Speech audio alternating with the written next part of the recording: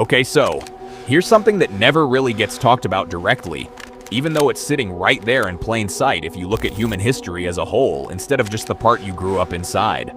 Every single culture that has ever existed, everyone, independently, in isolation, on different continents, with no contact with each other, did the same exact thing. They looked at the world and they built a god, or several, sometimes dozens, sometimes hundreds.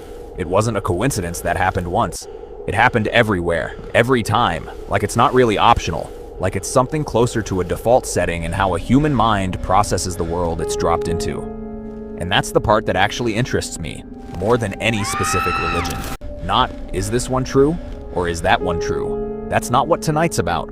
What's actually strange is the pattern underneath all of them. Every culture that's ever existed has independently produced the same basic architecture, something bigger than us, watching, that we owe something to, that explains what we can't explain, that we can appeal to when nothing else works. Storms got a name and a face. Death got a name and a face.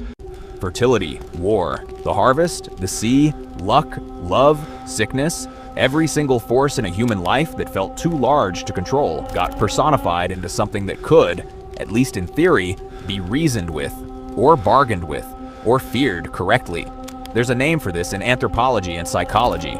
The tendencies sometimes called agent detection, or hyperactive agency detection, if you want the clinical version. The basic idea is that a mind that assumes something did this on purpose survives better, historically, than a mind that assumes nothing's out there.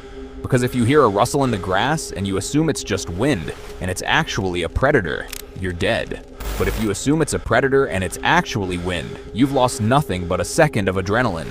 So evolution, over an unthinkable number of generations, quietly selected for minds that default to seeing intention everywhere.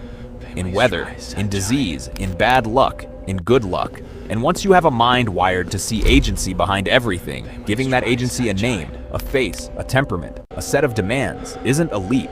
It's almost the natural next step, which is why every culture that's ever built a religion built one that looks, weirdly, like a mirror of itself. A civilization built around agriculture built gods of rain and harvest and soil.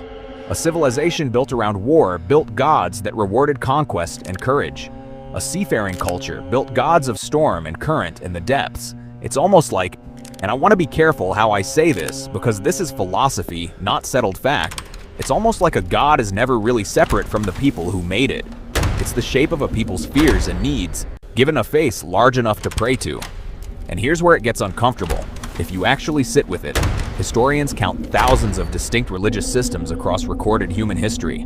Not thousands of variations on a handful of ideas, thousands of genuinely separate god systems, most of which nobody worships anymore. Not because they were disproven. Nobody ran an experiment and falsified Marduk or Sekhmet or Perkunas or Xolotl. They didn't lose an argument. They lost their culture. The people stopped existing in the form that needed them, or got absorbed by a bigger empire with its own gods, or simply drifted generation by generation until the last person who genuinely personally believed in that specific god died, and nobody replaced them. Which raises the question I actually want to sit with tonight, and it's not were any of them real. It's if even one of them was. Just one out of the thousands. If even one actually existed the way its worshippers experienced it, actually watched, actually intervened, actually was there in whatever sense a god is there. Where did it go?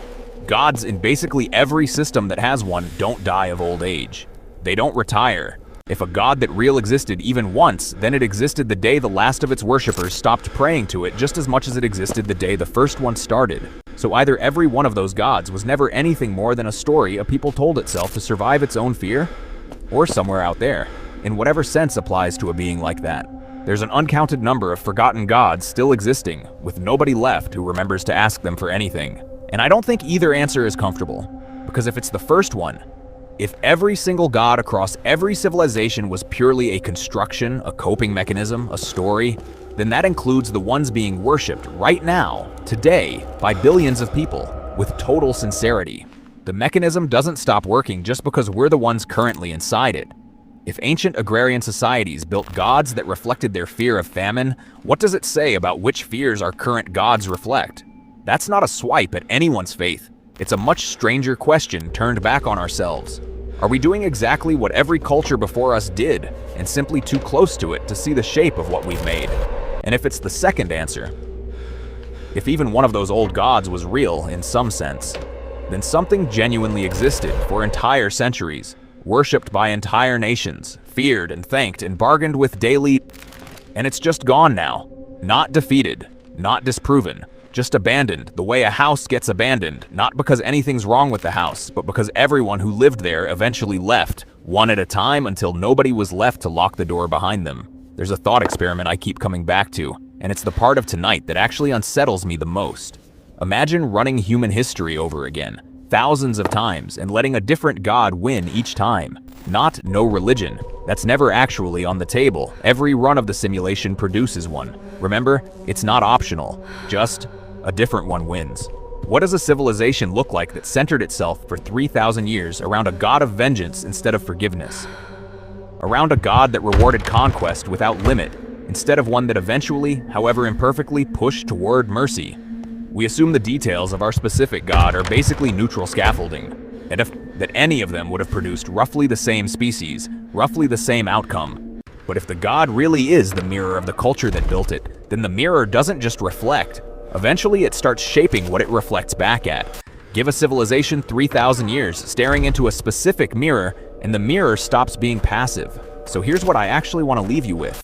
Somewhere in the historical record, there are names of gods that nobody alive today could pronounce with confidence, worshipped with total sincerity by people who were, in every way that matters, exactly as real and as certain as you are right now. And every single one of them is gone from human attention completely, the way a room goes quiet after everyone in it has left. If even one of them was ever real in the way its people believed, it isn't gone. It's just uncontacted. And if none of them were, then the machine that built them is still running, right now, quietly, underneath whatever you currently call sacred. Which of those two is actually true? And which one would you rather it be? If that question just made you a little uneasy about the mirror you're currently standing in front of, subscribe. We take one real thread from history, psychology, or physics, and follow it as far as it honestly goes, and we don't hand you the comfortable ending.